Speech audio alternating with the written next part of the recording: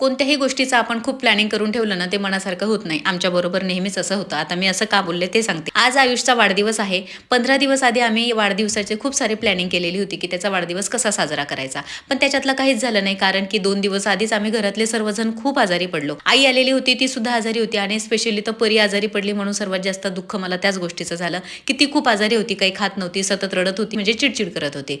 तर आहे ना, मी इथं आणल्यानंतर आहे ना, परी मस्त प्ले एरियामध्ये खेळत होती ना, तर तेव्हा ती छान हसत होती, खेळत होती. तर तिला बघून जरा मला माझं दुखणं कमी वाटायला लागलं. आता ना इथं जेवण करायचं होतं म्हणून परीला जे आवडतं म्हणजे मसाला पापड तो ऑर्डर केला. तो तिने आवडीने खाल्ला सुद्धा. तिच्या तोंडाला चव नसेल, पण तिने तो खाल्ला छान. त्यानंतर सर्वांनी छान जेवण केलेलं होतं. आयुषला वाढदिवस बनवायचा नाही तरी सुद्धा साधा सिंपल घरी केक कट केला होता आणि इथं आम्ही बाहेर आलो होतो. आणि आयुषचा वाढदिवस आहे ना, अशा साधा आणि सिंपल पद्धतीमध्ये आम्ही बनवला होता. आता परीला इथं एवढं खुश बघून आहे ना, आमचं दुखणं तर पळूनच गेलं, की चला बाहेर आल्यानंतर बाहेरच्या वातावरणाचा ना चांगलाच फरक पडलेला आहे. आजच्या व्हिडिओमध्ये एवढंच. बाय.